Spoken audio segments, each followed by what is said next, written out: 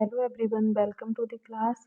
Today we are going to discuss about the section 105 of the Transfer of Property Act. What is saying 105? 105 talk about lease. Lease is defined section 105 of the Transfer of Property Act, chapter 5th. 105 105 talks about lease in of TPA के section 105 and chapter 5th में lease को define किया है। Lease यानी कि कोई भी property lease पर देना, इमूवेबल प्रॉपर्टी, यानी कि जैसे लीज ये होता है जैसे कि पट्टे पर दे देना। जब किसी को प्रॉपर्टी लीज पर या पट्टे पर दी जाती है तो समय यानी कि टाइम लिमिट है, वो सब उसमें बता दिया जाता है कि प्रॉपर्टी आपके पास कब तक रहेगी। इसमें दो पार्टीज होती हैं, एक होता है लेसर, फर्स्ट होता है हमारा लेसर, सेकंड होता है lessee. Lessor and lessee. Lessor होता है जो प्रॉपर्टी दे रहा है यानी कि ओनर,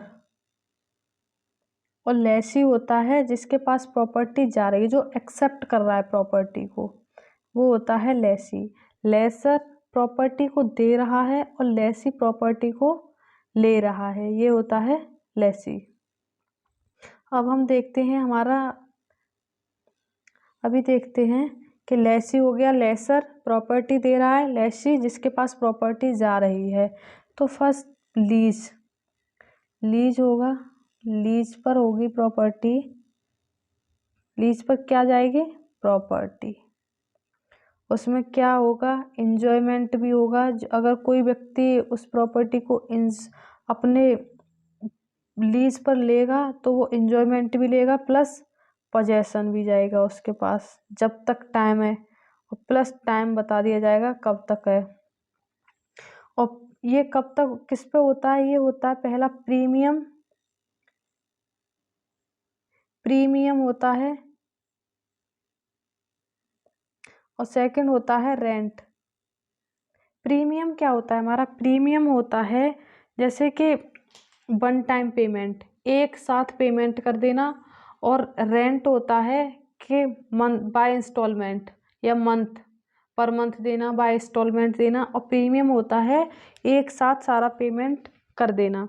तो ये सेक्शन 105 के टीपीए में डिफाइन किया गया है लीज क्या होता है, यानी कि पट्टे पर किसी प्रॉपर्टी को पट्टे पर देना क्या होता है। A lease of immovable property is a transfer of a right to enjoy and property, यानी कि जैसे ये प्रॉपर्टी अब गई लीज पर, हमने कोई प्रॉपर्टी अपनी दे दी, तो इसमें सेक्शन 105 तो बस इसको इतना ही डिफाइन किया है। लेसर कौन होता है, लेसी कौन होता है, लीज क्या होता है, इसको इसमें डिफाइन किया है। रेंट क्या होता है, प्रीमियम क्या होता है, ये एक्ट के 105 में सबको डिफाइन किया है। इसका सेक्शन 106 हमको बताता है कॉन्ट्रेरी कॉन्ट्रैक्ट, यानी कि लीज है हमारा, ये पहले ये हो गया कॉन्ट्रेरी,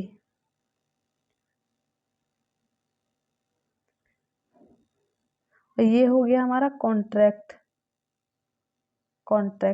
ये लीज, ये अगर प्रॉपर्टी एग्रीकल्चर मैन्युफैक्चरिंग के लिए जाएगी, एग्रीकल्चर मैन्युफैक्चर के लिए, या फिर एनी अदर पर्पज, जैसे मैं आपको सिंपल लैंग्वेज में बताती हूँ। अगर हमारी जो प्रॉपर्टी है एग्रीकल्चर मैन्युफैक्चरिंग के लिए जाती है, एग्रीकल्चर मैन्युफैक्चरिंग मीन्स यानी कि अगर खेत के लिए जा रही है तो ईयर टू ईयर, यानी कि साल के लिए जाएगी, पूरा एक साल से साल के लिए पूरा कॉन्ट्रैक्ट होगा। और एनी अदर पर्पज के लिए आती है तो वो पर मंथ भी होती है। अगर दोनों के टाइम में चेंज होता है तो पहले कॉन्ट्रैक्ट होना जरूरी है। जैसे कि अगर ये ईयर टू ईयर चलता है, इसका ईयर टू ईयर, और इसका मंथ टू मंथ, और इनका अगर दोनों में टाइम में चेंज होता है, जैसे कि अगर एग्रीकल्चर वाला अपनी प्रॉपर्टी को पहले लेना चाहता है या फिर बाद में लेता है, तो वो इन दोनों के बीच में क्या होगा, एक नोटिस जाएगा कि हम ऐसे जाके ओनर खुद जाके नहीं ले सकता है कि अब अभी नहीं, अब हमारी प्रॉपर्टी को हमें वापस कीजिए, नहीं। जैसे वो एक ईयर टू ईयर वाले में 6 मंथ का नोटिस जाता है, 6 मंथ का नोटिस, और मंथ वाले में 15 डेज का नोटिस जाता है कि इतने दिन के अंदर आप हमारी प्रॉपर्टी को खाली कर दीजिए। ये होता है कॉन्ट्रेरी एंड कॉन्ट्रैक्ट। कॉन्ट्रेरी हुआ कि कॉन्ट्रेरी इतना टाइम पीरियड बता दिया, ये कॉन्ट्रैक्ट हो गया था, ये टाइम था हमारा।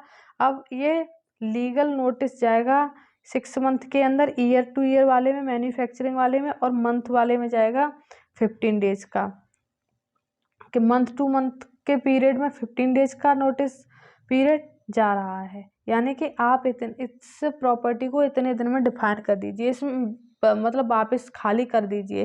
तो बेसिकली सेक्शन 105 एंड 106 बहुत सिंपल है। इसमें 105 में लीज को डिफाइन किया है, लेसर बताया, लेसी बताया, प्रीमियम एंड रेंट को बताया, और 106 में इसका duration of certain leases in absence of written contract और लोकल यूजेस के बारे में बताया है। This is a very simple section.